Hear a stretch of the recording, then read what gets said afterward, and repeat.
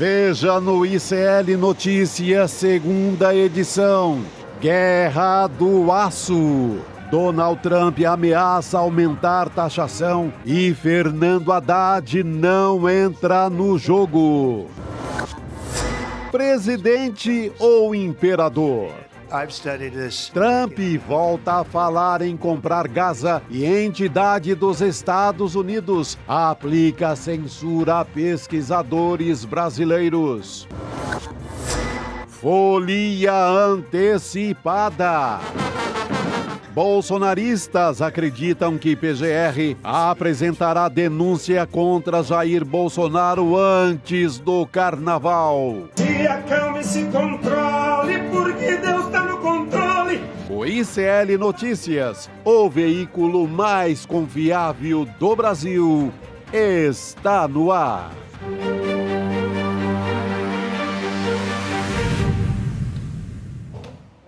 Olá, boa noite. Seja muito bem-vindo, seja muito bem-vindo. ICL Notícias, segunda edição, está no ar. Estamos ao vivo em mais uma semana, começando essa segunda-feira nos canais do Instituto Conhecimento Liberta, Eduardo Moreira no YouTube, também no canal da Voz Trabalhadora. E para você que nos assiste pelo Rio Grande do Sul, por meio da Pop TV, essa segunda-feira, dia 10 de fevereiro de 2025. Já começamos aqui tendo que dar uma segurada, né? Com essa abertura demais, Chico Sá. Boa noite, Rodrigo Viana também.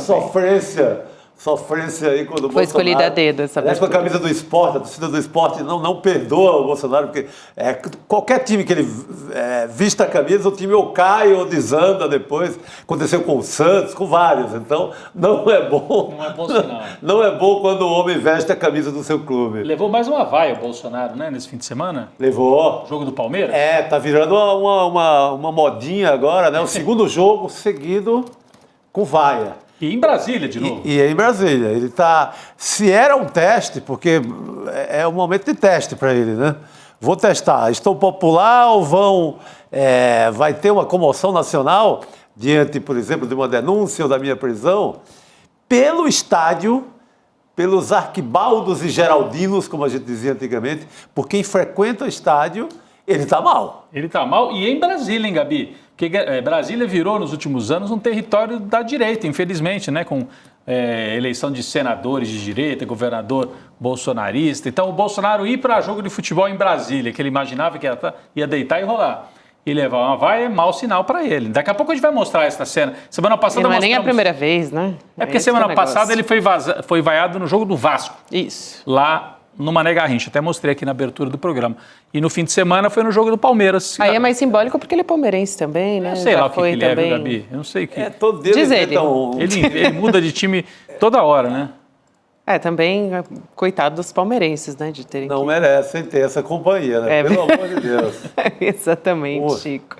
Mas a gente vai falar sobre isso e também, além de temas que são relacionados à nossa política, também dessa história do Donald Trump. Mais uma vez, mais uma semana a gente vai começar falando de taxação. Agora, algo que nos afeta, deve nos afetar, porque o Brasil é o segundo maior fornecedor de aço dos Estados Unidos. Então, isso vai nos afetar diretamente. Ele não citou o Brasil especificamente, mas falou em taxação de uma maneira geral, né?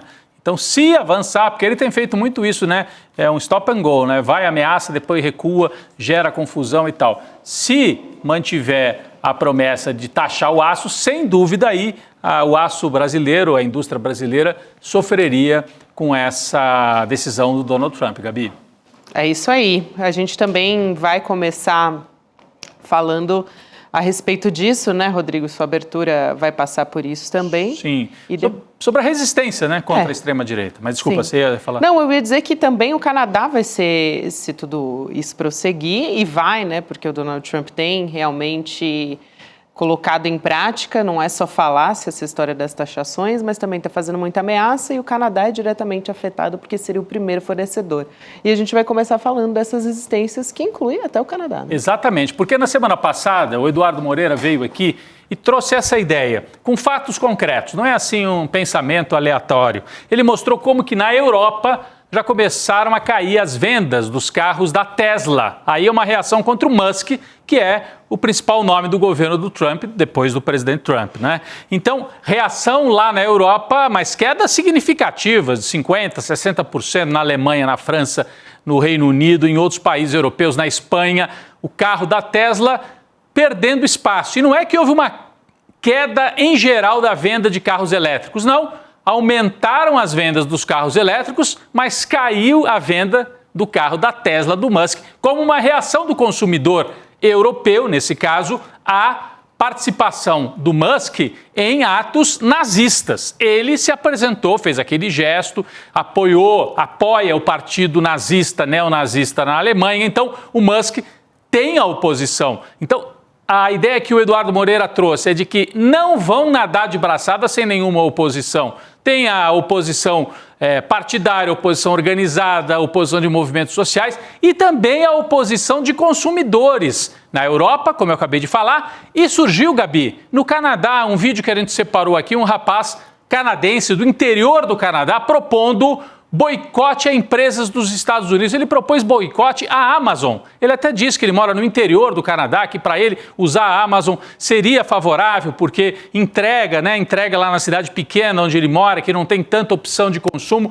mas ele propõe, né, que se faça um boicote ao uso, não é nem boicote a produto dos Estados Unidos, mas boicote, por exemplo, à Amazon, como uma das big techs norte-americanas, a proposta do canadense. Eu não estou dizendo com isso que já tem uma onda formada, que todo mundo vai deixar de usar a Amazon, mas, de repente, pode virar uma onda forte. A gente não sabe.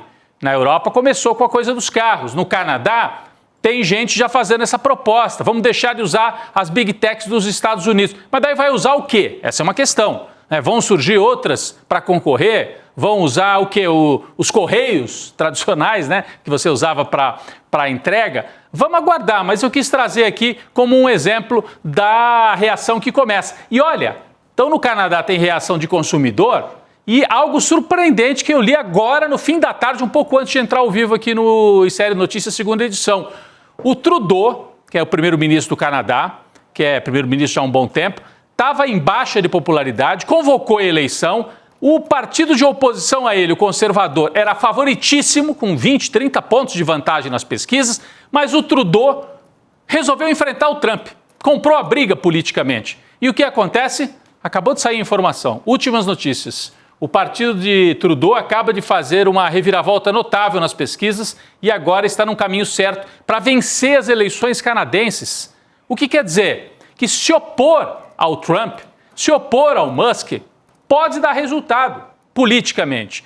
O Trudeau pode colher uma vitória que era improvável justamente porque teve coragem de dizer não. Assim que o Trump falou, vamos anexar o Canadá, ele foi o primeiro a sair para se opor a isso. Então, tem resistência, tem oposição e o Canadá, que foi escolhido pelo Trump como um alvo preferencial, até por ser um alvo mais frágil, mais próximo ali, não ter tanto peso militar principalmente, está dando a resposta. E o Trudeau, que não é nenhum esquerdista, é do Partido Liberal, né, Chico? É um homem de centro, centro-direita. É mais ou menos um Macron, seria um Macron canadense, Macron, né, nesse estilo assim. É uma boa comparação. Mas que está tendo essa postura até de defesa da dignidade. Não é nem uma defesa patriótica, daquela coisa assim, contra. É de dignidade, não vão nos atropelar nesse nível, vai ter resistência. Então, a gente chama atenção para isso. No Canadá, resistência. Na Europa, resistência dos consumidores. E na Argentina?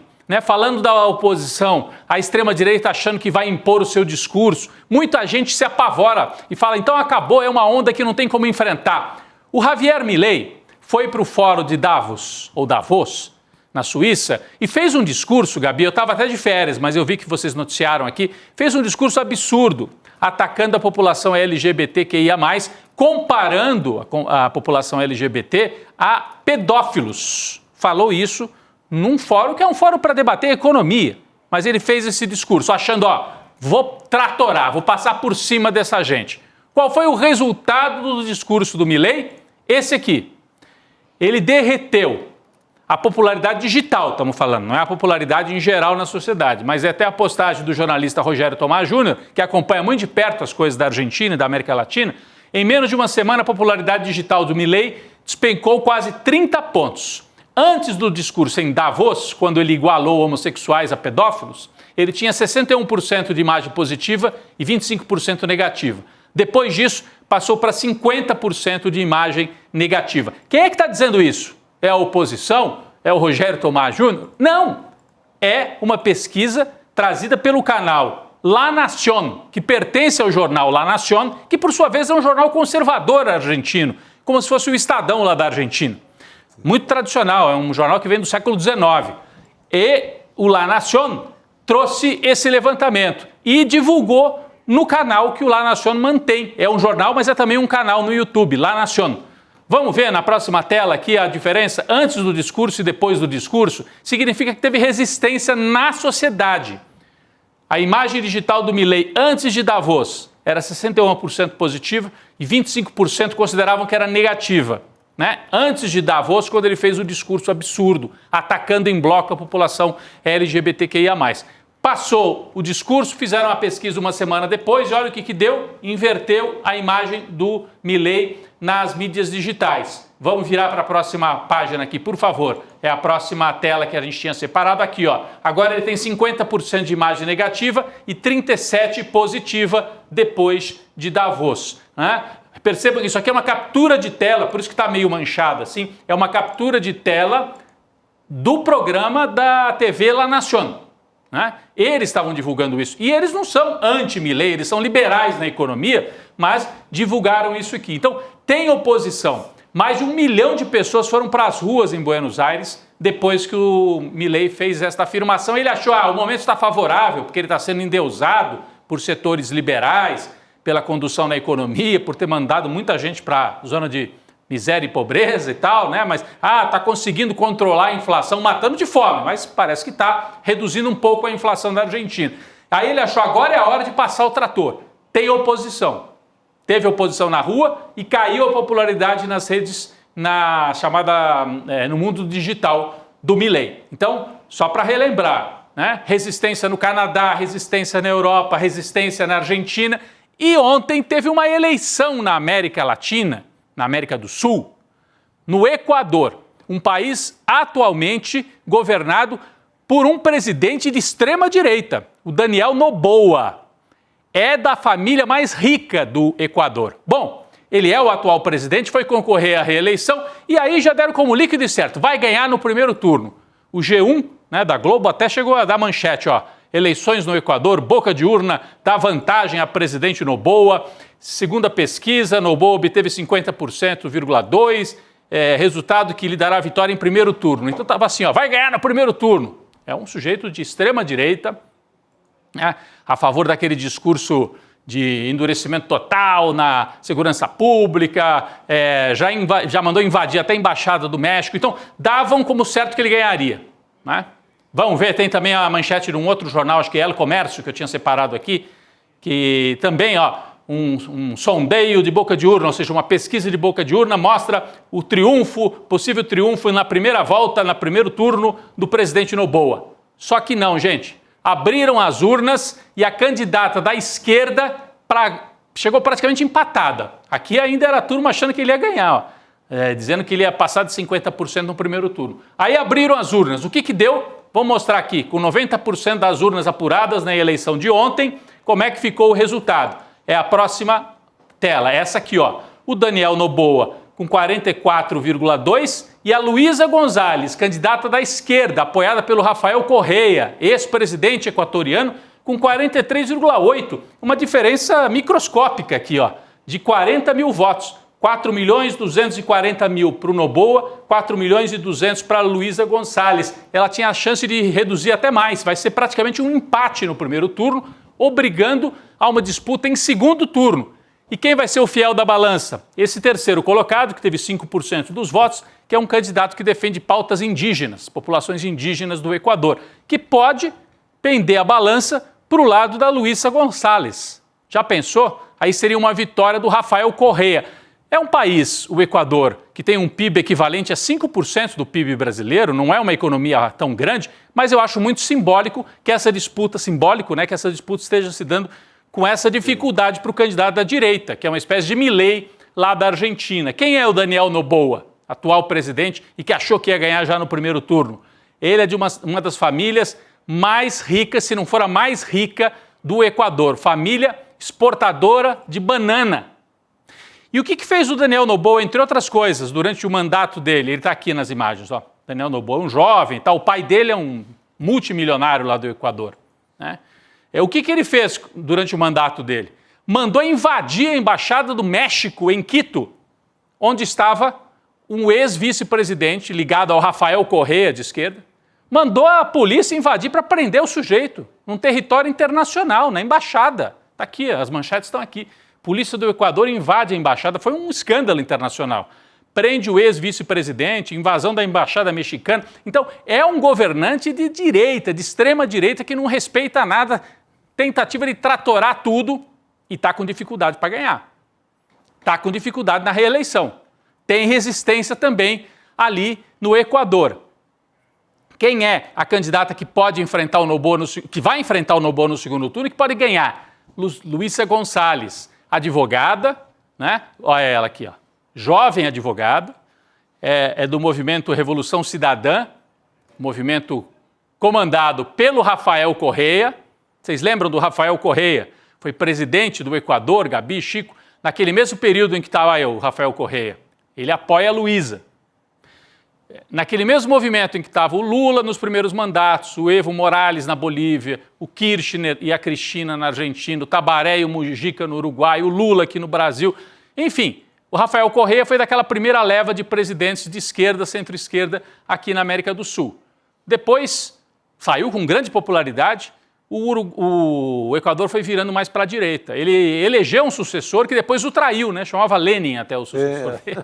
Foi para a direita, chamado Lenin, e foi entregando, e o Rafael Correa é vítima de uma espécie de lava-jato equatoriana, né? de lawfare lá no Equador. Ele está exilado na Bélgica. E mesmo exilado, está apoiando a Luísa Gonçalves e pode disputar para ganhar o segundo turno que vai acontecer no Equador. Então mostra que há resistência, que a direita não está assim imbatível.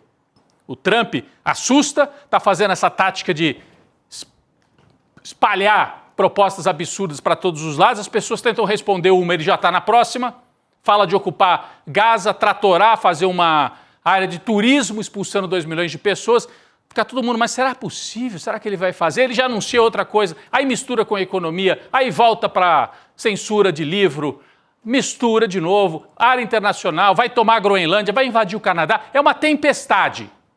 Mas vamos esperar, a hora que passar esse começo. Fica o quê?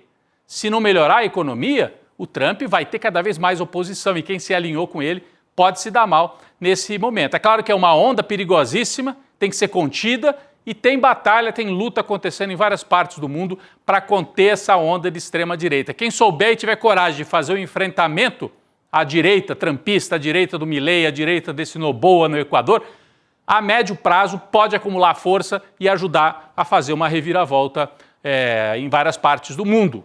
Aqui no Brasil, ano que vem, vamos ficar de olho, né? Começam a se montar os palanques aí, o Lula vai ser o comandante dessa, mais uma vez, dessa tentativa de fazer uma frente ampla para conter a volta da extrema-direita. Bom, falando nisso, eu vou para um segundo tema aqui na nossa abertura.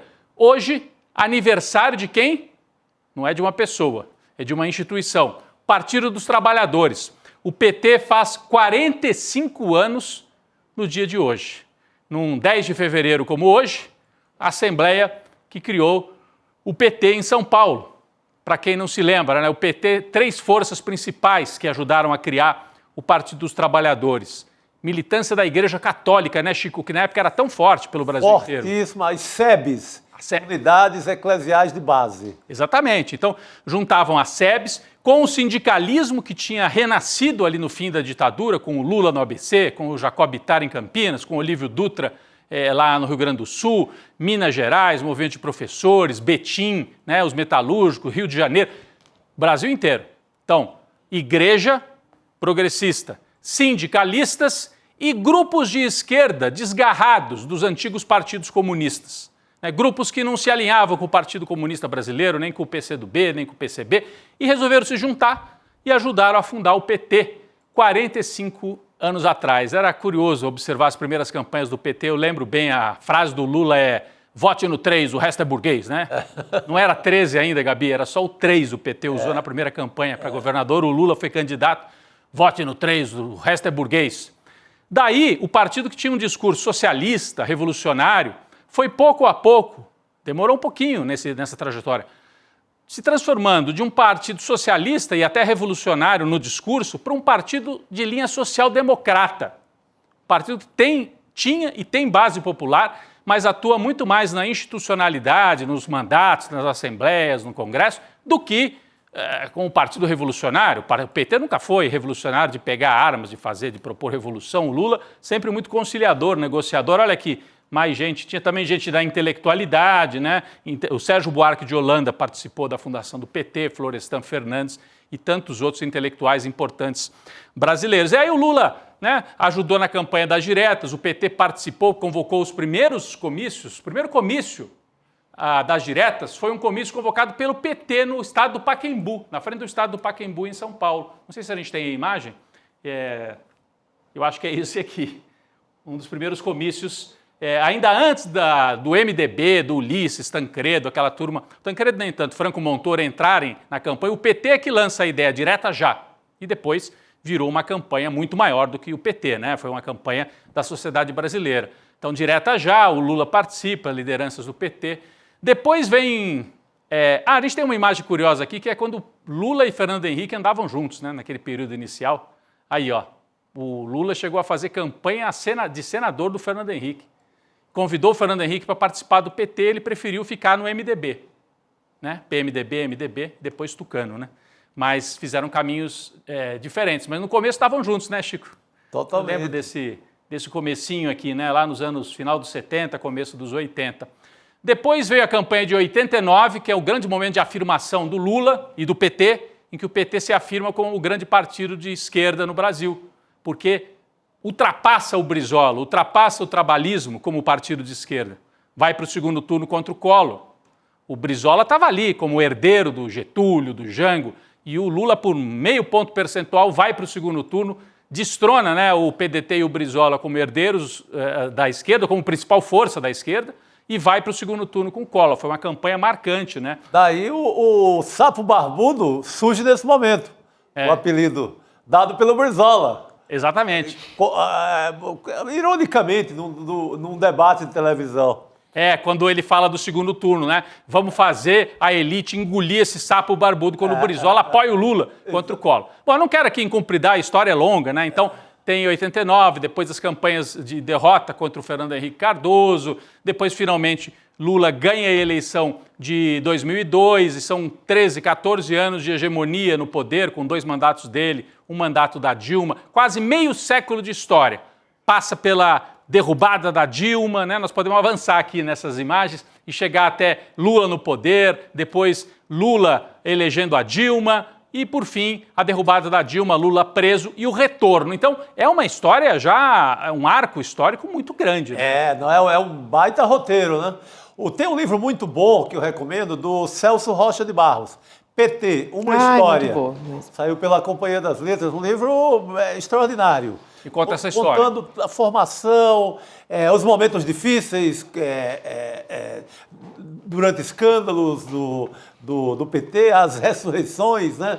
A imprensa inteira declarando PT morreu. Quantas vezes, né, que a gente já Várias vezes. Agora também, você pega o registro da efeméride desse aniversário, é muito assim, PT chega enfraquecido, PT chega fracassado.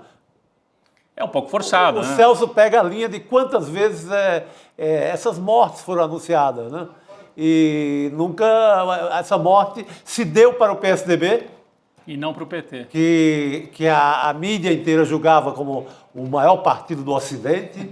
Não é? Um partido que nunca ia quebrar, nunca ia sair da história, e a previsão foi completamente errada. O PSDB vai acabar agora na prática, numa possível fusão, né, com o PSD do Kassab, e o PT continua. O Celso conta essa história de uma forma e sem passar pano, de maneira crítica, entrevistou todo mundo desde lá do primeiro momento dessa assembleia que a gente viu, então um belo livro. Então fica aí o destaque, né, Gabi? Quase meio século de história, um dos partidos mais longevos, com história mais longa. É muito bom, aliás, para quem quiser conhecer mais a história do livro, o Celso Rocha Barros, ele é do Foro de Teresina, mas antes de ir para o Foro, tem um episódio que ele fala só desse livro, que é o PT Uma História, que é de 2022, assim, foi um episódio especial no último dia do ano, e aí ele conta o que ele fala no livro. Não, é no Foro de Teresina mesmo. Ah, tá, não, achei que fosse... No Foro de Teresina, e aí ele fala, eu acho que é o episódio, deixa eu ver aqui, é o 233 do Foro de Teresina, e vale muito a pena, assim, porque é uma aula, né? Não, Gabi, mas o que eu queria destacar, só para concluir, assim, é que tudo que se fez no Brasil pela esquerda ou pela direita nos últimos 30, 40 anos, passa pelo PT. Ou é para impedir o Lula de chegar ao poder, ou é para derrubar o Lula, né? Então, a história política do Brasil dos últimos 30, 40 anos passa pelo PT e pelo Lula. Tem uma centralidade na história recente de meio século do Brasil. É claro que o PSDB tem um peso, o MDB, tudo isso, mas o PT, eu acho que, até pela longevidade, por ter exercido tantas vezes o poder, tem uma trajetória e marcou demais a história recente brasileira. Aliás, quem entende muito da história do PT é o entrevistado do Chico Pinheiro, entrevista de hoje, né? Verdade, daqui a pouco, vai né? acompanhar daqui a pouquinho, Muito. a partir das 7h30. Você fica com a gente até o final do ICL Notícias segunda edição. Na sequência, tem o Chico Pinheiro entrevista. Ele vai entrevistar o jurista, advogado, professor, ex-ministro da Justiça, da presidente Dilma Rousseff, né, o José Eduardo Cardoso, ele que passou um período ali do lado da presidente Dilma, que vale muito a pena acompanhar, ele entende muito também do partido, ele teve 3 mandatos consecutivos como vereador em São Paulo também, foi deputado federal, então... Ele foi secretário-geral do PT também, o Zé Eduardo Cardoso, foi dirigente do PT. Ele vem dessa ala mais ligada à igreja, né? Igreja, intelectualidade, professor. Universidade ali, lá com São Francisco. Aliás, a gente vai falar depois de Ficha Limpa, ele foi o autor, né, do projeto de lei da Ficha Limpa. Um deles, né? Ele foi um dos autores. Na largada ele é um dos primeiros pioneiros a falar desse assunto. É isso, e que é, assim, um legado muito importante, né, na nossa história política. Vamos assistir um trechinho dessa entrevista? Vamos lá. A Dilma sofreu uma situação que eu não temo em falar e falo sempre. Ela foi vítima do machismo de uma forma espetacular. Porque um homem, na presidência da República... Do machismo. Um homem, quando é firme na presidência da República, ele é estadista. A mulher, quando é firme, ela é louca. Tá?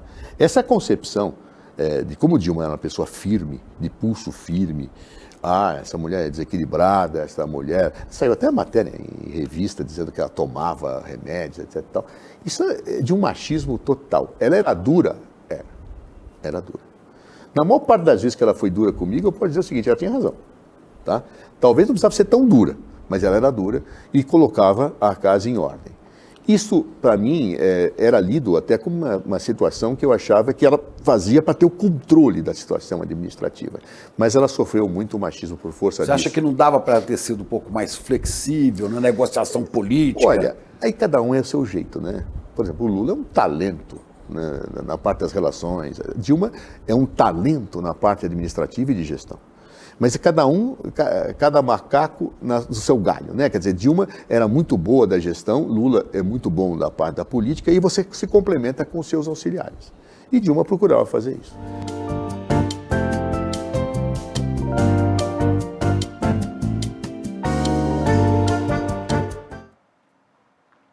Muito bem, vale muito a pena então a gente acompanhar, hein, gente? Entrevista com o José Eduardo. Essa capa de revista é uma capa da Isto É, que é uma capa criminosa, como tantas das duas revistas, da Veja e da Isto É, nesse período, em que relata ali os chiliques da Dilma. A Dilma fora de controle. Bateu na mesa, Dilma fora de controle. É. Mas que é totalmente de um machismo Ele foi... doentio ali, sabe? De qualquer nervosismo, qualquer reação da Dilma... Reação política era lido como uma coisa de mulher. Virava capa de revista. Virava capa de revista. Com umas fotos, Horror. assim, horrorosas, né? Inclusive para colocar a Dilma com uma visão, assim, uma imagem como se fosse não humano, né? Desumanizar. Coisa desumanizar mesmo e assim, a fala dele achei muito poderosa. Assim. Então, 7h30, Zé Eduardo Cardoso com o nosso Chico Pinheiro ao vivo. Isso aí. Aqui no ICL. A gente vai voltar a falar de Donald Trump, né? Adiantei lá no início do nossa série Notícias Segunda Edição. Ao vivo não, gravado, né? Foi gravada a entrevista, 7h30, a entrevista do Zé Eduardo. É verdade, vamos ser justos aqui, né, Rodrigo? É verdade, é verdade. Boa, a gente vai acompanhar daqui a pouquinho. Agora, a gente vai voltar a falar do Donald Trump, como a gente adiantou sobre taxação mais uma vez. O Donald Trump agora anunciou que vai impor uma tarifa de 25% sobre todo o aço que entrar no país.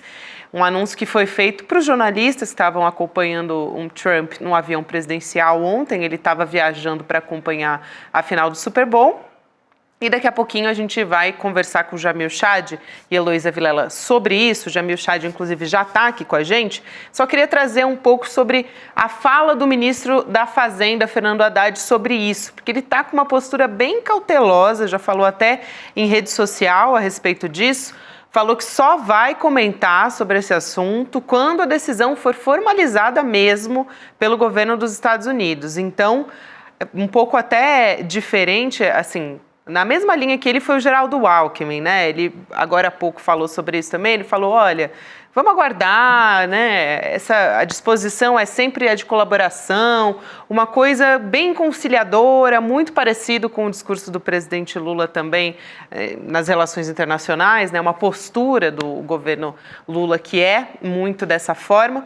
O Brasil, para a gente ter uma ideia de como ele está posicionado nessa história, de como isso nos atinge, é o segundo principal fornecedor de aço para os Estados Unidos, que são o principal destino das exportações brasileiras de aço.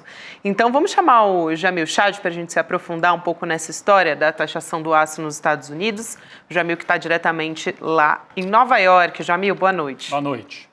Boa noite, querido. Boa noite a todos vocês. É um dia bastante importante, na verdade a semana toda é bastante importante, porque nós vamos descobrir não só a questão do aço, do alumínio, mas o que é essa tal da política de reciprocidade que Donald Trump fala que vai instaurar aí nos próximos dias em relação às tarifas, em comparação, claro, com seus principais parceiros do mundo. Como você falou, Gabi, é isso mesmo, o Brasil tem o segundo maior fornecedor, é gigantesco o que representa em termos de exportação brasileira. 48% do que o Brasil exporta de aço para o mundo vai para os Estados Unidos, 48%, metade basicamente toda a exportação. Se você coloca alumínio e o aço juntos, isso dá mais ou menos 6 bilhões de dólares, é muito dinheiro sem dúvida nenhuma, é um impacto muito grande. Agora vamos também colocar numa perspectiva. Donald Trump já fez isso no passado, no seu primeiro mandato. Ele fez isso e depois negociou com cada país e acabou retirando, por exemplo, a taxa que existia ao Brasil. Quando chegou perto da eleição, quer dizer, a reeleição que ele perdeu para o Joe Biden, olha só o que ele fez, ele voltou para o Brasil e impôs de novo as tarifas sobre o aço brasileiro, porque ele queria ganhar, obviamente, o eleitorado daqueles setores, daqueles estados que poderiam ser tão estratégicos. E naquele momento, Gabi, a gente não pode esquecer dessa história. Naquele momento, o governo Bolsonaro abriu mão de defesa do interesse nacional para ajudar Donald Trump a ser reeleito, o que não aconteceu naquele momento, para ele ganhar a simpatia daqueles eleitores, principalmente do setor siderúrgico americano. Isso aconteceu naquele momento. Depois Biden tira, etc. Tem toda a história por trás disso. Mas o fato é que nós estamos agora na iminência desse anúncio, deve acontecer a qualquer momento. Inclusive, eu estou acompanhando aqui sem parar o site da Casa Branca, porque vai sair a qualquer momento, pelo menos essa é a promessa deles. Pô, Jamil, deve afetar também outros países que já estão nessa história das taxações sendo alvo, né? Canadá, que é o principal fornecedor, não é isso, Jamil? E o México também, que está ali na fronteira e sendo taxado diretamente. E também sendo muito impactado nessa questão da migração, né? Então, são países que vão também ser impactados. Eu ia só falar, Chico, que o Brasil, você viu, o Haddad e o Alckmin, a Gabi trouxe a repercussão. Adotaram uma postura cautelosa, o Jamil vai poder falar um pouco sobre isso daqui a pouco, ele já escreveu sobre isso, acho que até um pouco na linha de vamos ver o que é ameaça assim, que não vai se cumprir e o que é de verdade, porque ele tem mostrado que faz bate e assopra, né? Que é uma estratégia do Trump. É uma estratégia. Se você comprar uma briga para depois não ser nada. Você entra para o desgaste, né? E aí não sai aquela tarifa como havia sido anunciado, e você gasta pólvora ali à toa. Até porque o Trump tem usado isso como moeda de chantagem também, Exato. né? Então você esvazia um pouco a chantagem. Não sei o que você acha disso, Jamil, essa tática do governo brasileiro responder assim, low profile, né? Baixa performance na resposta, né? Exato. Quando acontecer, aconteceu, né? Quer dizer, de fato, isso não quer dizer que o governo não está se preparando, etc., mas é não transformar isso vamos dizer assim, numa resposta pública, num bate-boca público. Não é essa a intenção. Na sexta-feira, e aí eu sugiro a vocês, quem tiver interesse em política externa, ler o discurso do chanceler Mauro Vieira na FGV lá no Rio de Janeiro. Foi na noite da sexta-feira, e foi um discurso muito longo, inclusive muito longo, muito mais longo do que qualquer um dos discursos que a gente tem ouvido, inclusive de política externa, mas ele usa esse discurso para fazer vamos dizer assim, um panorama geral da posição do Brasil no mundo. E aí ele é muito claro quando ele fala de Donald Trump. Ele não cita a palavra Trump, mas obviamente todos entendem o que ele estava dizendo. Primeiro, que existe uma tentativa de intimidação comercial. Então é isso mesmo que a Gabi estava falando, né? Da chantagem, etc. Agora, qual vai ser a reação do Brasil? A reação do Brasil, segundo ele, serenidade e pragmatismo.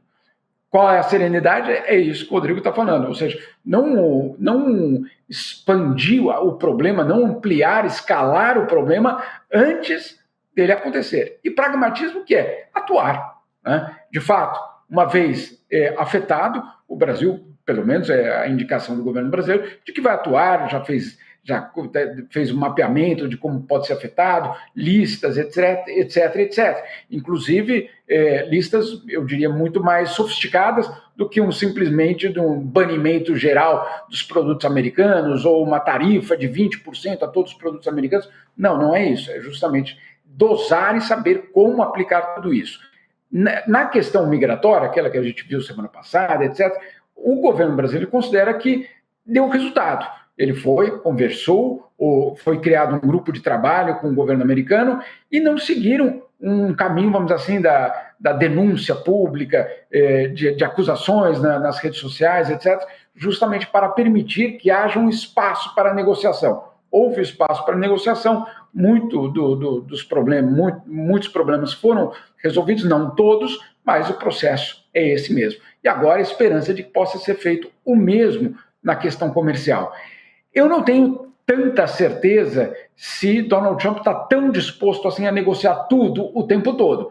Agora, a outra opção, e essa é a nossa realidade, a nossa outra opção é entrar num conflito com a maior economia do mundo, o que não é de interesse para ninguém e, na verdade, alimentaria justamente a extrema-direita brasileira para dizer, olha só o que está acontecendo. Olha só como esse não é o governo que nós precisamos ter. Olha só como nós precisamos a volta justamente do bolsonarismo para ter uma relação de privilégio com Donald Trump, que jamais teve.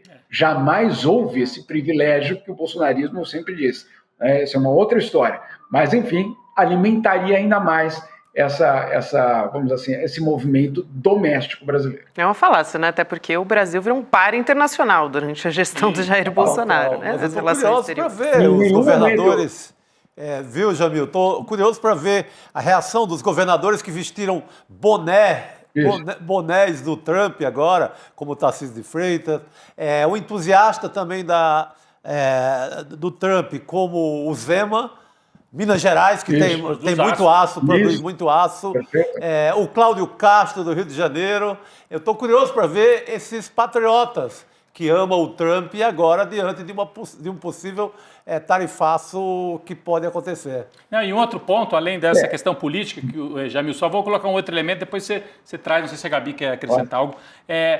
Como a gente tem que olhar também com cuidado, muita gente, os Estados Unidos não vale a pena a gente ter relação comercial, é melhor se virar logo para a China, né, os BRICS e tal. Veja que o Brasil exporta produtos industrializados para os Estados Unidos, né? A pauta, aço, alumínio. Né? É uma grande economia. A China não, a China compra, assim, desculpa se eu não tenho de cabeça a pauta toda, mas me parece que a China compra muito mais produtos primários do Brasil do que produtos industrializados. Então, a importância de você também não cair nessa coisa, ou é um lado ou é outro. O Brasil tem que defender os seus interesses, né? A gente exporta, como é que é, metade do aço brasileiro tem como destino os Estados Unidos, um produto industrializado, que o Brasil tem dificuldade de ter mercado para os seus produtos industrializados, né? Exporta muita carne, muita soja, para os Estados Unidos, aço. É importante. Para os Estados Unidos até aviões também, né? O Jamil pode comprovar isso. A Embraer vende muito, então não é só o Fazendão Brasil. Isso.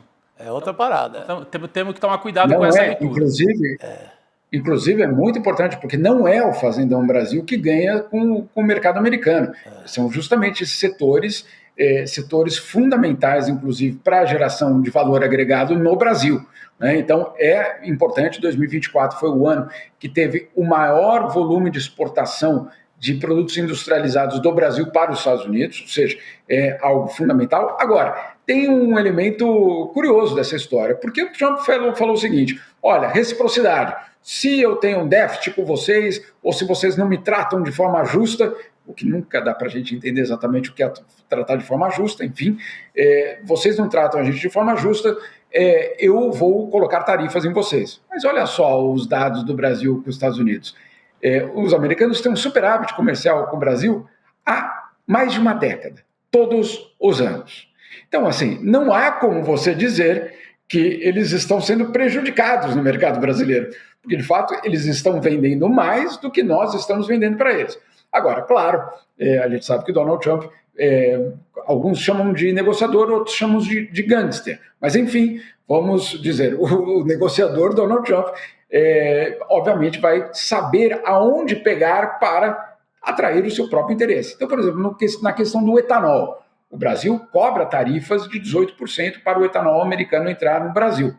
Eventualmente, esse pode ser, sim, um alvo de Donald Trump e dizer, olha, eu quero esse mercado, eu quero ter acesso ao mercado de etanol no Brasil e, portanto, eu quero, sim, basicamente, fazer algum tipo de retaliação, de alguma coisa que possa acontecer. Né? Isso tudo, óbvio, eu peço desculpas, porque, obviamente, todos os números não estou hoje exatamente com eles na cabeça, mas o Chico tem toda a razão, o Rodrigo tem toda a razão. Essas são as pautas de exportação do Brasil. Fundamental que esse mercado continue sendo mercado brasileiro. Não adianta a gente falar, não, então, olha, futuro é BRICS, um abraço para vocês, americanos. Não. Né? Isso seria, obviamente, uma estratégia muito equivocada, ao meu ver. Não, excelente colocação, Jamil, até para a gente ficar de olho essa questão do etanol aí, né, quando a gente está falando do mercado de etanol no Brasil, sobre essa questão do comércio. Eu queria trazer um outro aspecto também, para além desse, que é importantíssimo que a gente está comentando aqui e que ainda não foi formalizado, então a gente está vendo o governo brasileiro bastante cauteloso a respeito disso, mas tem também projetos e pesquisas que são feitos aqui no Brasil, financiados por recursos americanos, que estão começando a ser alvo também do governo Trump. Então, o Jamil Chad teve acesso, você está vendo aí na sua tela, a documentos revelando como é que termos relacionados, por exemplo, a direitos humanos, promoção de justiça social, são termos aqui usados entre aspas, né, Jamil? Gênero, crise ecológica, enfim, tem vários outros que começaram a ser barrados. É uma censura, né, de projetos que estão buscando financiamento oficial de uma entidade chamada Fulbright, que distribui há décadas já recursos para pesquisadores aqui no Brasil. Então, é muito preocupante, não só aqui no Brasil, mas para o mundo todo, né, Jamil? Mas está atingindo aqui os pesquisadores brasileiros também. Isso já começou? Desculpa, Rodrigo. Não, se isso já começou, se isso ele anunciou, se já enxugou esse financiamento. Olha só, nessa matéria que eu publiquei hoje, eu trago justamente um exemplo claríssimo de que isso não é só, eu diria, aquela guerra cultural, que na verdade é só para a base e que é só para inundar o terreno. Não, ela tem um impacto muito real na vida de pesquisadores e não adianta a gente achar que são só pesquisadores. Não, gente, é a forma pela qual nós vemos o mundo, é a forma pela qual, obviamente, esse governo tenta moldar a sociedade. Então vamos lá, olha só essa história, o que aconteceu. A Fulbright é uma instituição americana ligada ao Departamento de Estado americano que distribui muito dinheiro pelo mundo inteiro para pesquisas, bolsistas, etc. Por exemplo, aqui nos Estados Unidos tem a cátedra Ruth Cardoso, para vocês imaginarem, né? Ex-primeira-dama, mas acima de tudo, uma enorme acadêmica brasileira, tem a cátedra Ruth Cardoso aqui, que é financiada pela Fulbright. Tá? E ao longo dos anos, a Fulbright deu mais de 5 mil bolsas no Brasil. E para muita gente, por exemplo, Joaquim Barbosa, por exemplo, Ellen Grace, né? Por exemplo, a atual presidente da FUNAI. Muita gente extremamente conectada e relevante para a nossa sociedade. Então, essas bolsas foram dadas ao longo aí de décadas. Muito bem. O que aconteceu é que agora essas bolsas, elas, para serem dadas, elas passam por um outro crivo. O outro crivo é justamente, olha só, avaliar o projeto daquele pesquisador, daquela universidade, daquela cátedra. E aí eu tive acesso justamente a um caso específico de um pesquisador de Minas Gerais, em que recebeu o projeto dele inteiro rabiscado pelos americanos, com locais e palavras que foram taxadas, foram cortadas, foram abolidas do projeto dele. Entre elas, crise climática. Entre elas, combate ao racismo. Entre elas, gênero. Entre elas, crescimento da extrema-direita como ameaça à democracia. Isso foi barrado do projeto.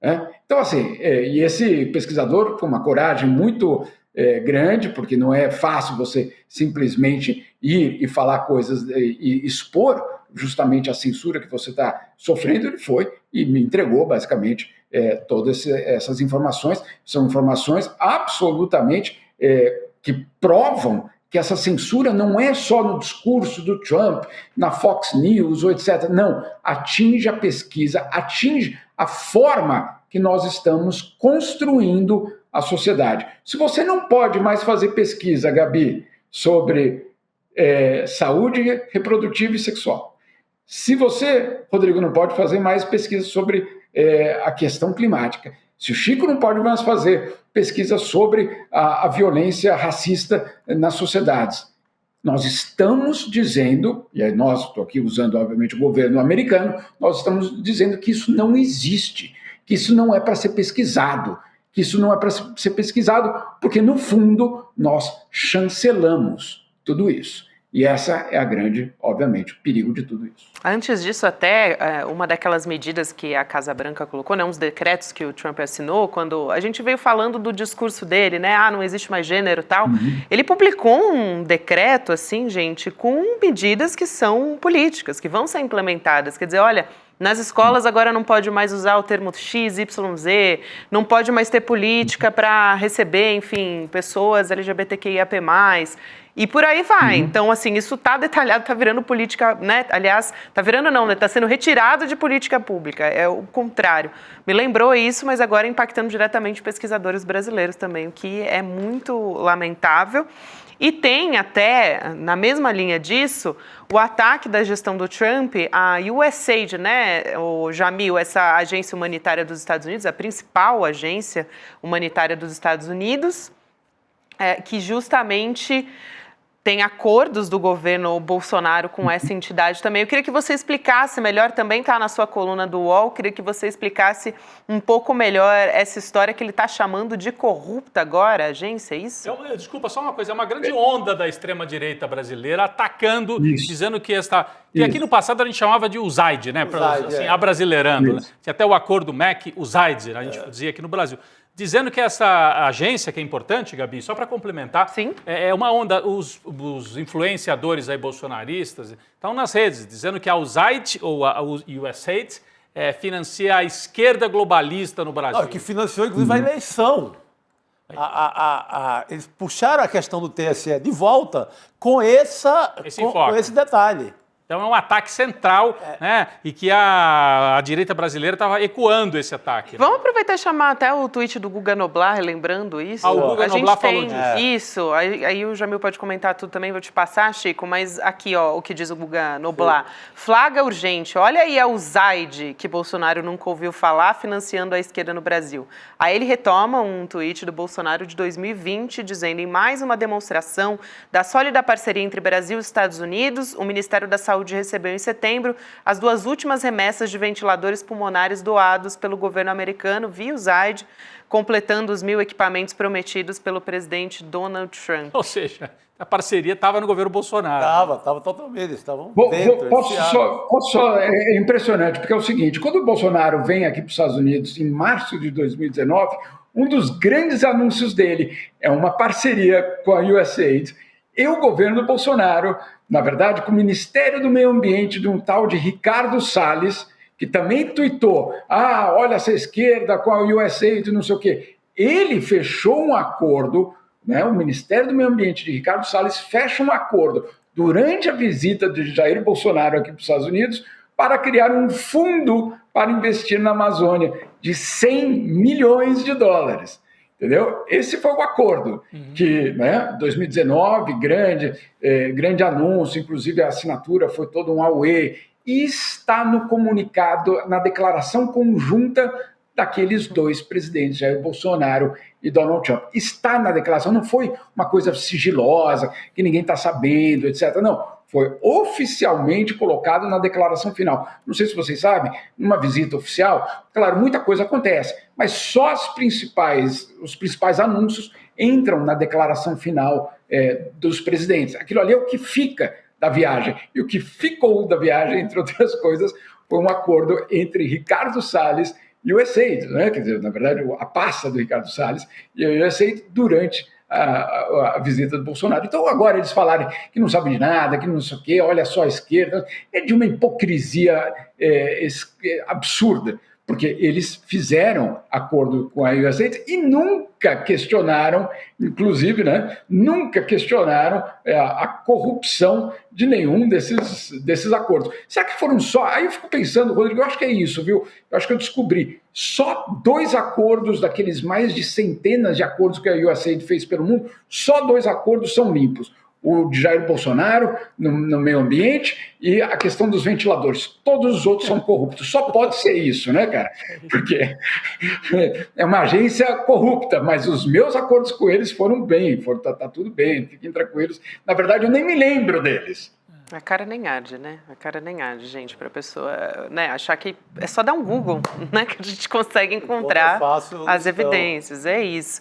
Inclusive, eu queria falar um pouco do contexto ali que Donald Trump deu essas declarações do início da nossa conversa aqui, né, o anúncio da taxação mesmo, de que a gente teria o aço importado ali, taxado, né, pelo Trump, foi durante uma viagem internacional do Trump. Eu comentei ali no comecinho, durante o Super Bowl, né, para a final do campeonato de futebol americano. Ele foi lá acompanhar e ele conseguiu fazer uma politização, não é isso, do evento, Jamil, que também não é muito usual. Eu queria entender um pouco como é que foi, enfim, qual que é o cálculo também do Donald Trump para fazer isso durante o Super Bowl, que é um evento, não é nem só assim, importante para os Estados Unidos, é mundial, né? É a final do futebol americano. Exato. Na verdade, o que ele fez foi um ato ultra populista, né, de você aparecer justamente na final do Super Bowl, que tradicionalmente, nos últimos 58 anos, foi, de uma certa forma, preservado da politização. Então, nenhum presidente americano jamais foi, mas não é porque ninguém teve a intenção, ninguém teve interesse, não, é porque houve uma espécie de compreensão sempre, e isso foi permanente, de que o presidente americano não ia a esse evento justamente para não politizá-lo. Né? Então, essa era a base da compreensão entre todos as forças, vamos dizer assim, políticas, mas também esportivas do país. É um dia super importante nos Estados Unidos. Ontem aqui todos estavam nos bares para assistir uma espécie de final da Copa do Mundo. Eu acho um pouco exagerado comparar com a Copa do Mundo, não é a Copa do Mundo, não tem não dá para comparar, mas enfim, para eles aqui é algo importante. Agora, ele vai lá e faz aquilo, né, Chico, que tantos populistas que a gente conhece muito bem fazem, de ir na final, de querer aparecer. Aí ele passou o dia inteiro tweetando e colocando nas redes sociais comentários sobre o jogo, comentou durante o jogo nas redes sociais, enfim, transformou o Super Bowl numa espécie de Trump show, né? E aí, claro, com todo... Agora, ele tem, obviamente, uma entrada ali bastante importante. É um público que tem uma simpatia em relação a ele. Ele já foi dono de time de futebol americano nos Estados Unidos, quando ele era só empresário. Ele é hoje empresário e presidente, né? Mas quando ele era só empresário, ele já foi dono de time. Na juventude, era o esporte que ele praticava. Então, sim, ele tem uma relação com aquele esporte. Agora, ele, obviamente, fez o que um populista faz, usar justamente um evento daquele para como palco, né, da sua própria... E aí, claro, o discurso dele, que não foi lá, mas foi nas redes sociais, falando em unidade do país, enfim, tudo absolutamente de cartilha, né, um populista de cartilha, eu diria. Sabe o que me lembrou um pouquinho, rapidinho, que a gente tem ainda mais um tema? Quando eu vi aquela primeira imagem, se puder colocar de novo ele lá na plateia, na arquibancada, me lembrou o imperador romano. Estão falando tanto, teve a capa da revista Time, né? Presidente ou imperador. Sabe que os imperadores ficavam ali no Coliseu Romano, ali, levantando... Os leões devorando... Os leões devorando, oferecendo o circo ali para o povo romano. Então é uma mistura de imperador romano e me lembra também outros governantes que usaram o esporte. A gente pode citar vários. Eu lembro dos de extrema-direita, né? Aqui no Brasil foi o Médici, que foi fazer embaixadinha uma vez no Maracanã, né? E teve também, claro, o caso do Hitler, né? Que recebeu uma Olimpíada na Alemanha, ali antes da Segunda Guerra Mundial, mas utilizou de maneira aberta o esporte. Então o Trump está se preparando, a gente que se prepare para a Copa do Mundo de 2026, o uso que ele vai fazer disso. Hein? E é interessante isso, Rodrigo, porque ele já foi presidente antes, né, Jamil? E essa é a primeira vez que ele faz isso. Ele está aprofundando isso. Exatamente.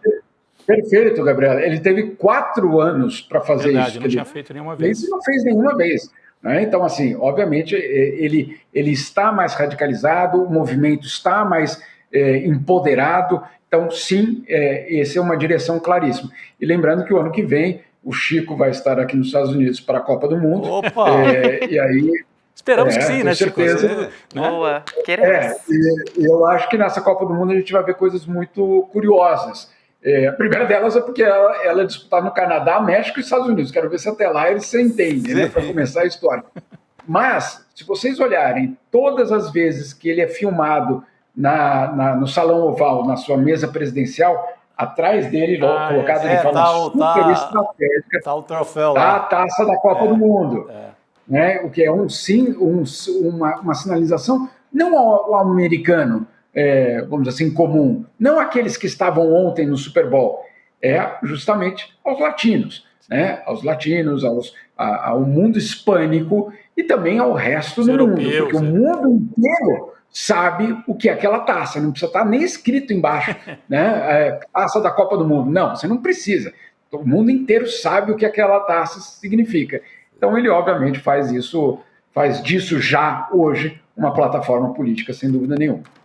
Ô Jamil, eu sei que você já tem que ir embora, mas se der para você comentar rapidinho essa história dos donos da principal livraria palestina de Jerusalém, é bastante interessante porque a diplomacia brasileira se posicionou a respeito disso. Jamil vai contar mais ou menos para a gente, mais ou menos não, vai contar essa história para a gente, né, de um livreiro preso, e a gente tem informação na coluna do Jamil Chad a respeito disso, né, tem toda a história, mas também explica para a gente por que essa atitude da diplomacia é bem pouco comum, né? Olha o que aconteceu no domingo, a polícia israelense invadiu uma livraria em Jerusalém, uma livraria de um dono palestino, mas uma livraria que existe há décadas naquele local. Na verdade, a livraria preferida de muitos dos diplomatas, da comunidade diplomática que fica entre Tel Aviv e Jerusalém. É uma livraria muito aberta e que, de fato, ela traz muitos temas, inclusive palestinos. né? Então, o que aconteceu ontem foi que justamente a polícia invadiu essa livraria, confiscou livros que tinham a bandeira da Palestina na capa, para vocês terem uma ideia da violência, e prendeu os dois donos, né, da livraria. Inclusive, tem várias imagens muito dramáticas dos livros todos jogados pelo chão, etc, etc. Muito bem. Eles foram levados à prisão no domingo e na segunda-feira pela manhã, hoje pela manhã, havia audiência finalmente, justamente para definir, né, o juiz determinar qual seria o destino daqueles dois livreiros. De uma forma surpreendente, o que aconteceu não foi só que houve uma espécie de comoção ali dos clientes da livraria, mas governos mandaram os seus diplomatas para a corte, justamente para dizer, olha, nós estamos observando, isso aqui não é exatamente normal quando dois livreiros são presos, supostamente por disseminar o descontentamento social, algo assim que foi colocado, o que é bastante impressionante. O governo brasileiro mandou o seu diplomata para a corte, claro, ele não fez nada, não houve nenhum tipo de declaração do governo brasileiro, mas a presença de um diplomata estrangeiro ali, obviamente, chamou atenção. O Brasil não foi o único. A Suíça mandou seus diplomatas, a França, a Inglaterra, enfim, são vários países que deixaram claro que, olha, isso não está muito certo, né? Tem alguma coisa de estranho numa história em que você manda a polícia confiscar livros. Bastante impressionante em 2025, se bem que esse ano de 2025 tem tanta história tão impressionante nesses últimos dias que ela entra num rol horrível da normalização do absurdo, mas é isso que aconteceu. No mínimo mais uma pressão contra os abusos, né, Jamil? Então é importante essa história que você traz aqui. Obrigada por hoje, Jamil, prazer falar contigo sempre. Obrigado, querido, boa noite. Tudo de bom para vocês. Boa noite, querido. A gente segue por aqui falando sobre o Trump, mas agora com o Elô Vilela, né? O Trump ameaçando taxar alumínio e aço, o governo brasileiro cauteloso com tudo isso. A coluna da Mônica Bergamo publicou que uma possível retaliação seria o Brasil taxar plataformas digitais americanas. Olha só essa história. A análise dessa possibilidade teria sido pedida pelo vice-presidente Geraldo Alckmin, só que o Haddad se posicionou bem rápido sobre isso, disse que o governo, na verdade, está cauteloso, aquilo que a gente já vem conversando aqui. Vamos dar uma olhadinha no que disse o ministro da Fazenda, Fernando Haddad, na rede social do Twitter. Ele disse o seguinte, né, no X: para não deixar dúvida, não é correta a informação de que o governo Lula deve taxar empresas de tecnologia se o governo dos Estados Unidos impuser tarifas ao Brasil. No mais, o governo brasileiro tomou a decisão sensata de só se manifestar oportunamente com base em decisões concretas e não em anúncios que podem ser mal interpretados ou revistos. Vamos aguardar a orientação do presidente. Vou dar boa noite para Elô. Elô, como é que você está vendo essa estratégia do governo brasileiro, né? O Jamil disse que até, Rodrigo, você também usou, né, essa palavra, essa maneira de dizer, está sendo low profile o governo brasileiro, né? Não vamos, serenidade, não vamos tretar antes da hora, né? Meio energia aí. Eu vou botar no popular, pegar leve, né? Vamos pegar leve para não sair no tapa de cara antes que o cara tome a medida lá, né, em Washington. E eu conversei com o pessoal do Itamaraty aqui, foi a mesma coisa, olha, a gente está esperando para ver o que vai acontecer, porque, de fato, as medidas ainda não foram tomadas. Quem foi taxado até agora de verdade foi a China, 10% de imposto sobre as importações de produtos chineses para os Estados Unidos. E aí a China, como tem tamanho, economia, força bélica suficiente para dar uma resposta, já deu uma resposta. E o Brasil é o lado mais fraco dessa equação, quando a gente está falando de negociações econômicas, comerciais com os Estados Unidos. Tem muito mais a perder, né? Então, o Brasil realmente está adotando uma atitude de cautela. Agora, se vier essa taxação, eu acho que vai precisar de uma resposta, né? E eu não sei como que o Brasil vai dar essa resposta. O que eu estava tentando saber hoje era justamente como o governo brasileiro está se preparando. E o governo brasileiro está fechado em copas. Ninguém quer dizer nada a respeito do que fará até que as medidas entrem em vigor. Então, é isso mesmo que o Jamil falou, é muita cautela para não provocar um bate-boca por vários motivos, que pode sair perdendo, pode alimentar a disputa, né, o circo do Donald Trump, que ele só quer fazer isso, é circo o dia inteiro, 24 horas por dia.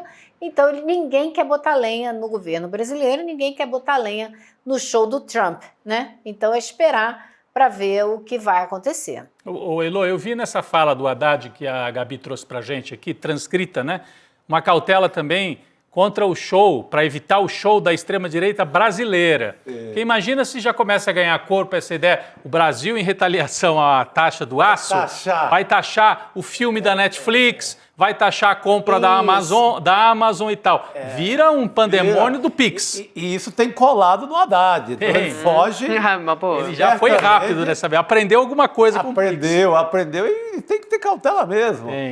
Até porque eu acho que o jogo tem que ser maior. Se tem alguma retaliação ou reciprocidade, tem que ser no grande negócio.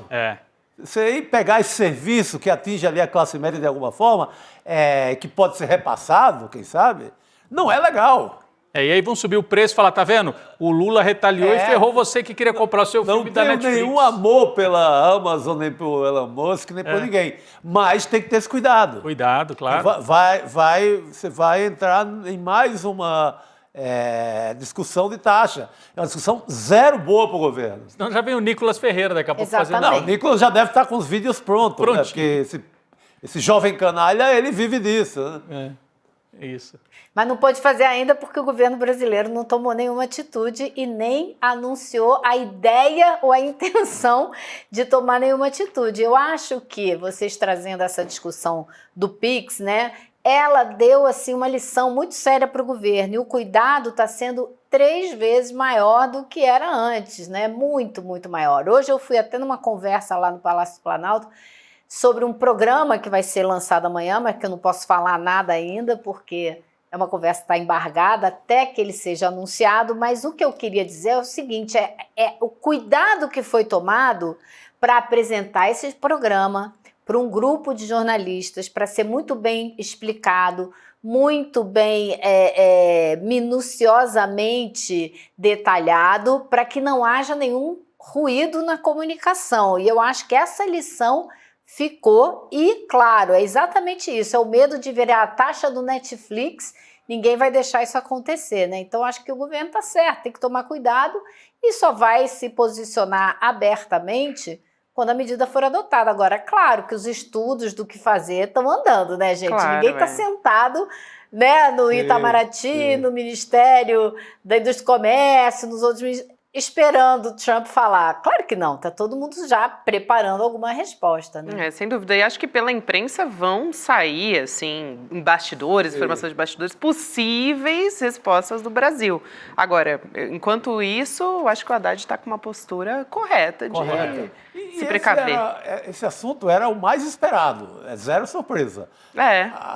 Aço era a grande pauta. A gente estava meio que esperando, né, Chico? O produto industrializado que o Brasil de exporta para os Estados Unidos. Então estava já. E a gente vê aí também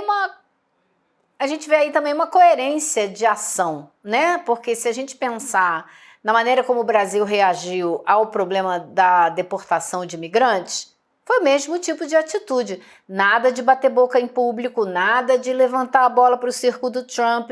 Vamos negociar diretamente, mas de forma discreta e tentar trazer as pessoas de uma maneira humanitária e tal, etc. Então, é muito coerente com a cautela que está sendo adotada agora, me parece. Aí, logo há pouco, traduziu para o bom português pegar leve, eu vou traduzir com outra expressão, que é lá do Rio de Janeiro. Não vamos bater palma para maluco dançar. Isso, eu adoro. Não vamos bater palma para maluco dançar. Isso aí. Deixa os malucos dançando, que eles já dançam bastante. Essa é uma bela expressão. É isso. É isso. Excelente, excelente. Eu queria mudar também aqui para falar... Agora, Gabi, só uma coisinha rápida, porque vocês estavam conversando com o Jamil sobre os 2 livreiros que foram presos lá na Palestina, né? Sim. E nesse ponto, aí a gente viu uma atitude diferente, que me chamou muita atenção e por isso eu fui procurar saber um pouco mais no Itamaraty, porque para você enviar o seu diplomata, né, um diplomata, não foi nenhum embaixador, né, foi uma pessoa do corpo diplomático, junto com outros países, para para o tribunal, para acompanhar esse processo, isso é uma atitude muito claramente de repúdio ao que está acontecendo. E aí, o que houve no Itamaraty é que, primeiro, existe sim uma conversa entre alguns países já a respeito de tudo que está acontecendo com os palestinos, tudo que Israel está fazendo e o apoio que os Estados Unidos estão dando, e agora dizendo que querem tomar conta da faixa de Gaza inteira, né? Hoje Trump disse que os palestinos não vão ter direito de retorno para o norte de Gaza, imagina a maluquice.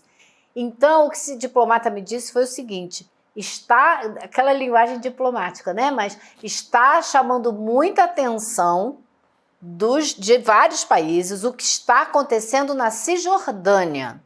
Porque na Cisjordânia não existe domínio do Hamas, quem governa a Cisjordânia é a autoridade palestina, porém a violência contra os palestinos na Cisjordânia está aumentando o tempo todo. E isso tem chamado muito a atenção de vários países. Então, se não responderam com veemência o que acontece na faixa de Gaza, porque Israel tinha a desculpa esfarrapadíssima de que é o terrorismo, na Cisjordânia, nem isso tem. Então, isso eu achei interessante, que aí tem vários países já conversando a esse respeito. Promissor, espero que conversem rápido, intensamente e tomem atitude. Muito boa essa sua apuração, Elo. E vai ao encontro das falas do presidente Lula, né? Ele foi um dos únicos presidentes a chamar de genocídio, um dos primeiros, inclusive, a falar de genocídio e foi super criticado, né? Por um monte de gente. Então, acho muito condizente também a diplomacia brasileira ter uma atitude como essa, apesar de não ser usual, e a apuração da Elo traz mais detalhes para a gente. Você citou a fala do Trump, Elo, eu queria justamente entrar nisso, porque ontem, domingo, ele disse que tá, vou abrir aspas para o Trump aqui, tá? Comprometido em comprar e possuir Gaza. Fecha aspas. Comprar, né? O verbo é comprar. Né? De quem, como, ele não disse, mas essa frase acho muito simbólica. Ele voltou a falar nisso de novo hoje para a Fox News. Ele falou o seguinte, abre aspas mais uma vez para Donald Trump. Poderiam ser 5, 6 locais onde os palestinos seriam alocados. Podem ser 2, mas nós iremos construir comunidades seguras um pouco longe de onde eles estão agora, onde está todo o perigo. No meio tempo, eu seria o dono disso. Olha como eles colocam. Caramba. Pense nisso como um desenvolvimento imobiliário para o futuro. Seria um lindo pedaço de terra, nenhum grande dinheiro gasto, fecha aspas. Eu fiquei, assim, impressionada com a maneira como ele fala, né? Eu seria o dono. Eu falei agora há pouco da imagem, me veio a imagem do imperador romano ali, ele no Super Bowl. Ele age como o imperador do planeta a essa altura, né? Total. Então, é meu, eu vou comprar. Vai comprar de quem, meu filho? Vai comprar de quem? Aliás, tem que ver se outro povo quer vender, né? Dentro dessa linha aí do imperador, o professor Miguel Nicoleles, hoje ele fala nas redes sociais que, tudo bem, tá essa maior bagunça, mas a humanidade está tendo uma chance incrível de assistir ao vivo a queda do Império Romano. Não tivemos a chance quando caiu o Império Romano, agora estamos tendo. Como é que se dão as coisas? É que às vezes a queda demora, viu, Chico? A queda do Império é demorada, mas pelo menos o começo, né? O pontapé. É impressionante. Diga, Elô. Eu não sei, né? A minha angústia é que eu não sei se a gente está vendo a queda do Império ou se a gente está vendo apenas uma transformação do próprio Império para continuar sendo o Império, sim, né? Sim. Eu ainda não sei se está muito claro. Ou seja, de república assim, transformada em império, né? Roma viveu essa fase, né? Quando acaba a república e se impõe o império, né? Se impõe o poder dos imperadores. Isso. Então, talvez a imposição de poder imperial internamente e externamente, né? Talvez. Exatamente. Eu acho que a gente ainda tem um caminho aí pela frente. Queria ver ruído uma vez, mas eu acho que não vai ser assim que vai acontecer. Não vai ser tão fácil. Agora, não acho que vai ser assim tão fácil. A gente tem um longo processo pela frente de muitas incertezas, né, que vão gerar muita instabilidade no mundo inteiro por conta dessa mudança que está acontecendo nos Estados Unidos, que é uma radicalização de um processo que já vinha em andamento, na verdade, né? Uma deterioração da economia americana, concentração de renda cada vez maior, uma classe média destruída, muita pobreza, muita gente morando na rua, enfim. Então, os sintomas já vêm de alguns anos, de algumas décadas, acho que a gente pode dizer. Eu queria puxar um outro assunto aqui, seguindo nessa linha de cessar-fogo e de Gaza, gente, que tem um prisioneiro palestino que foi liberado pelo exército de Israel. O nome dele é Ibrahim Mohamed Khalil. E ele contou que sofreu diversas torturas. Olhos vendados, aqui para citar algumas. Algemas nas mãos, joelhos. E aí o depoimento dele foi divulgado pelo portal de notícias independente, o Middle East Eye. A gente tem aqui a fala a respeito disso. Vamos assistir, a gente volta a falar? As imagens, o rosto dele, enfim, vamos ver. أنا الأسير زي محمد خليل الشويش سكان شمال غزة بيت حنون تم اعتقالي من مركز إيواء الشمال في 10/12/2023 تم حجزي في أول مكان في ما يسمى بركسات في على الحدود. البركسات هذه فيها تعذيب بشكل لا يوصف طول 45 يوم مغمى عينيك وقاعد على ركبتيك قاعد زي ما انت بتسجد على بس بتصلي لرب العالمين مغمى عينيك وكلبش وتنام والكلب شات في ايديك. Acho que a aparência dele diz muito. Diz muito. Você viu a foto no começo do vídeo, aparece como é que ele era antes da prisão e como é que ele foi. Isso, ele é um professor. Ele é um professor, tá? Fosse o que fosse, né? Não importa. Mas no caso, ele é um professor. Eu pergunto para vocês, qual é a primeira coisa que veio à cabeça de vocês quando vocês viram a imagem desse homem? Primeira coisa. Para mim, é uma coisa só. As pessoas resgatadas nos campos de concentração da Alemanha no final da Segunda Guerra. Para mim, é o retrato que a gente está vendo. É esse o retrato. É exatamente o mesmo retrato. Aquelas pessoas esquálidas, né, que passaram fome meses ou anos, a gente não sabe, depende de quem foi resgatado quando e quando foi para lá. Esse homem foi preso em dezembro de 2023 e estava na penitenciária. Ele passou um tempo no que eles chamam de barracks, que são centros de detenção na fronteira. E ali ele fala, a tortura ali era indescritível, indescritível, indescritível. Ele fala 3 vezes, ele não consegue descrever o que foi a tortura. Ele consegue falar dessa maneira. Mas aí teve choque, teve cães, teve ficar de joelhos 45 dias. Eu já ouvi que eles fazem também tortura, botam pedras pesadíssimas na cabeça das pessoas e ficam espancando a pessoa de pé com uma pedra na cabeça e por aí vai.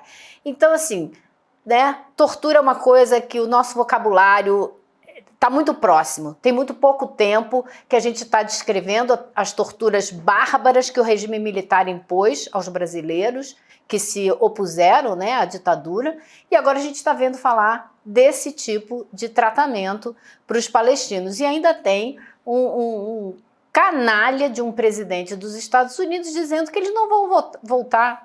Eles não vão ter direito a voltar para a casa deles, para a terra deles, não, que ele vai expulsar todo mundo de lá. Aquela frase, aquele trecho de fala do Trump, ele não é só revoltante por ele dizer que vai ser dono daquele pedaço de terra, daquele país. Ele ainda fala, antes disso, o que ele fala é absolutamente insuportável, quando ele diz que eles serão alocados em outro lugar. E ponto.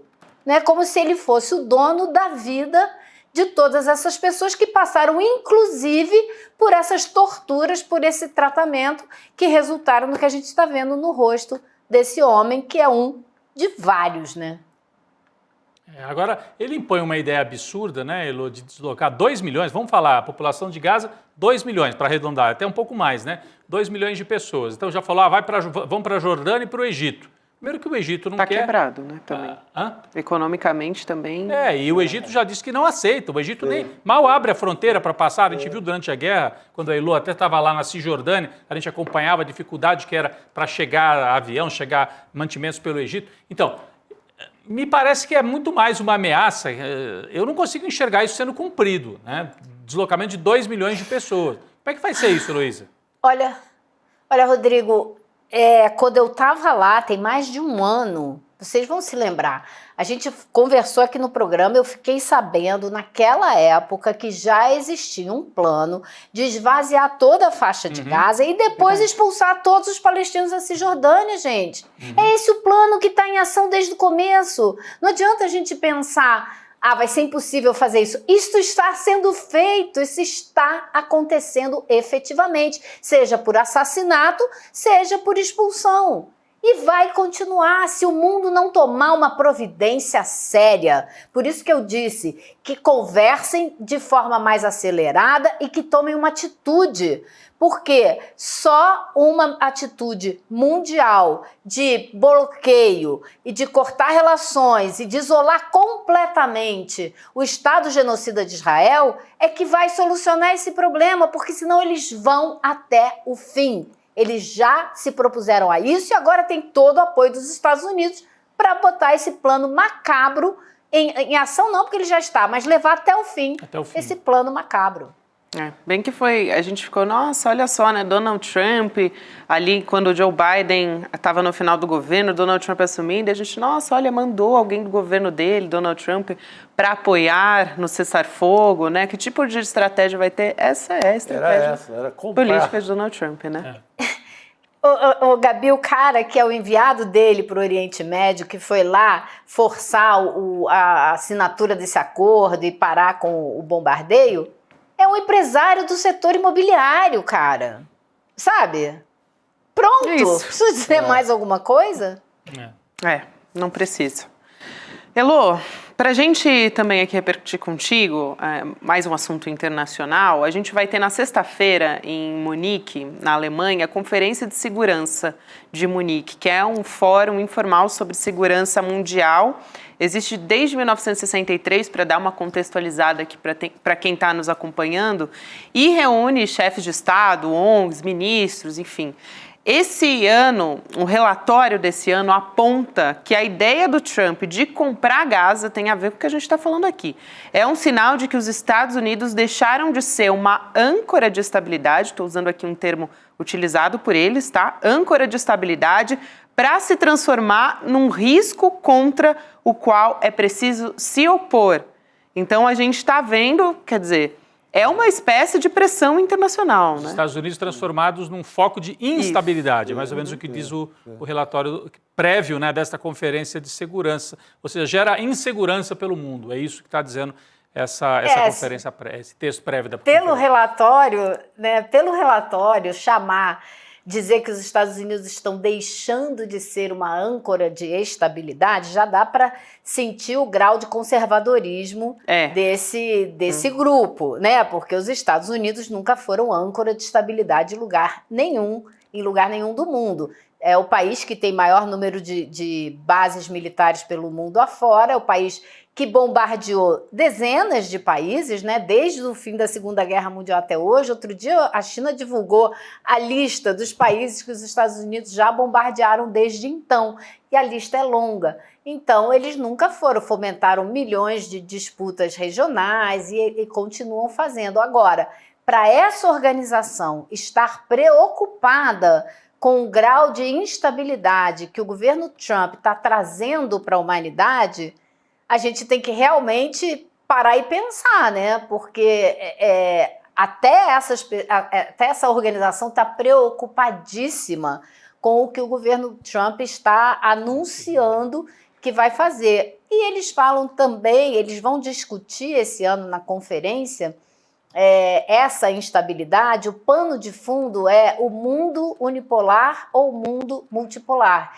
E eles dizem que o mundo já está caminhando, né? Não é ainda o mundo multipolar, mas está caminhando para isso. E aí eles elencam os principais atores que podem exercer uma influência grande nesse caminho de tornar o mundo mais multipolar. E o Brasil é um deles. Eles dizem que o Brasil terá papel fundamental em muitas discussões, especialmente quando o tema for combate à fome, crise climática, né? Estabilidade alimentar.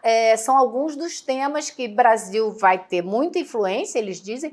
Eu achei interessante o que eles falam da Índia, da China, claro que eles colocam a China pole position para ser a grande força mundial, que já é, né? Mas falam da Rússia, falam do Japão, e eu acho importante a gente trazer isso, que a maioria dos brasileiros trata o Brasil de uma maneira como se o Brasil tivesse um papel secundário no cenário internacional. E essa organização coloca o Brasil entre os 6 ou 7 países que vão ter um peso grande nesse mundo multipolar. Interessante. Muito interessante porque não é, né, comunismo, não é a extrema esquerda, é uma organização que claramente é conservadora, né, que tem posicionamentos conservadores falando. E o Brasil terá mais influência se um tal de Jair não voltar ao poder, como parece que não vai voltar pelos sinais que vêm dos estádios de futebol. A massa sabiamente está dizendo que ele vai ser preso. A massa está dizendo que ele vai ser preso. Ouvir, Rodrigo? Você tem aí, Gabi? Tá temos, no gatilho? Temos na agulha. Tá na agulha.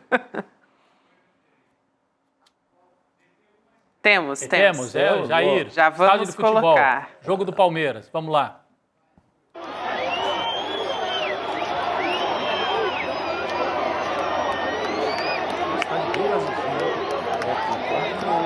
O suficiente.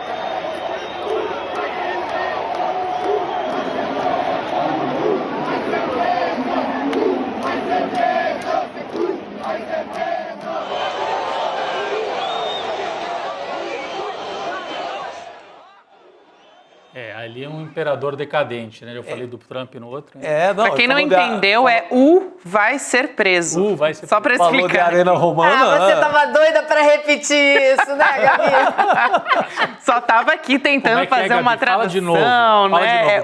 Vai ser preso. Vai ser preso. Vai ser preso. E olha, primeiro foi a torcida do Vasco, brava massa vascaína, que é um time revolucionário na história do futebol do Brasil, pioneiro, né, com a entrada de atletas negros na sua equipe no Brasil. Agora foi a torcida do Palmeiras. Então, todas as cores irmanadas num só desejo nacional. Vai ser preso. Eu não sei se ele...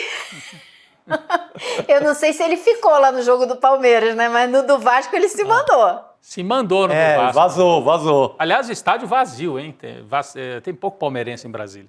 O jogo era em Brasília. Então, levando o Botafogo, Madureira, Palmeiras e Água Santa, que era o caso de ontem, os jogos que não são clássicos, então dá pouca gente mesmo. Pouca gente lá em Brasília, mas o suficiente para dizer vai ser preso. Desculpa, vou repetir essa frase. O recado foi dado, Queria compartilhar coisas... Será que vai ser um dos gritos de carnaval, hein, Gabi? Olha só, mas eu não tenho dúvida, gente. Eu não tenho dúvida. Você acha? Não tem como. Os Folhões não vão perder essa oportunidade jamais. Ainda mais se o carnaval, se a denúncia sair antes do carnaval. Tem chance, hein, Chico? Tem chance, tá? Gente, tem esse zum, né? Conversei com uma tal de Juliana Dalpiva outro dia. Tem uma tal de Juliana, que é uma grande repórter brasileira, que está dizendo coisas. Vai ser preso. Dizendo coisas. Denunciado antes do carnaval. Quanto o riso, quanto a alegria. Parece que sim, né? Vamos ver. Estamos na torcida, né? Mais de 1000 palhaços no salão. A inspiração hoje está demais. Quanto o riso, quanto a alegria. Ai, que bom começar a semana assim com você, Elô. Um beijo. Obrigado, Elô. Até mais. Querido. Tchau, pessoal. Gente, vamos aqui ao nosso recado final também, né? Temos aula pós-graduação do ICL que vai ser transmitida na quinta-feira. A nossa aula inaugural da nossa pós-graduação, em parceria com a FESP de São Paulo, vai começar a vingança dos humilhados. Entenda como as elites do país condenaram os mais pobres, à autodestruição. Aula que vai ser com o nosso Gessé Souza, nosso professor, e também ex-ministro Renato Janine Ribeiro, também professor, para você entender o que aconteceu no Brasil aqui nos últimos anos, com a ascensão da extrema-direita. A gente tem um recadinho de Edu Moreira também. Vamos lá? Vamos lá. Um dos maiores sociólogos do mundo e um ex-ministro da Educação no Brasil, debatendo como a extrema-direita chegou ao nível que chegou e os rumos do nosso país. A gente está falando de Renato Janine Ribeiro e Gessé Souza, que vão dar a aula inaugural, online e gratuita da nossa pós-graduação, Repensando o Brasil. Essa aula vai se chamar A Vingança dos Humilhados e você não pode perder. Primeiro, porque a aula é incrível. Segundo, para quem ainda tem algum interesse de participar da pós-graduação, essa é a última chamada para a pós-graduação.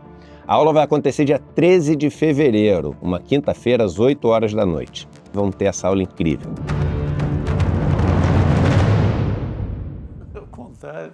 Muito bem, então, a gente já tem mais de 3 mil alunos na pós-graduação Repensando o Brasil, Sociedade, Política e História, que é no formato EAD, então dá para assistir de qualquer lugar do planeta e também é reconhecida pelo MEC, a nossa pós-graduação. Então fica a dica, você pode participar da nossa aula magna, dia 13, que é quinta agora, 8 horas da noite. Garante sua vaga em icln2.com.br e aí você pode também garantir condições exclusivas se você assistir essa aula. Então, vale muito a pena acompanhar. Agora a gente tem Chico Pinheiro Entrevista com o ex-ministro José Eduardo Cardoso. Vale muito a pena acompanhar essa conversa também a partir de agora. E olha, tinha hoje uma convidada aqui também, que assim, não vou dizer quem é, mas... Não pode dar spoiler. Não pode dar spoiler. Então, mas... hoje José Eduardo Cardoso e em breve uma outra convidada daquelas. né? É outro nível, tá? Faz história contemporânea brasileira. É isso aí. Vamos nessa, então? Vamos. Amanhã a gente está de volta a partir das 7 da manhã. Boa noite, Chico, Rodrigo e a todos que nos Gabi, acompanham. até amanhã. Boa noite. Você vai ter uma oportunidade rara, tentar entender por que é que o Brasil se tornou um país tão radicalizado, com grande parte da população defendendo pontos de vista contrários a seus próprios interesses. Tem gente que coloca em risco até a própria vida, defendendo uma visão de mundo equivocada. Será uma aula magna, com o nome de A Vingança dos Humilhados. Nesta aula, os professores Gessé Souza e Renato Janine Ribeiro, que foi ministro da Educação neste país, vão falar sobre esse assunto. Vamos discutir para tentar entender como é que as elites trabalham para dominar o pensamento, para capturar pessoas que vão acabar trabalhando pela desigualdade, pela sua própria destruição. Vai ser uma aula gratuita, online, e você pode participar. A sua última chance de entrar na primeira turma do Pós-ICL, no dia 13 de fevereiro, uma quinta-feira, às 20 horas.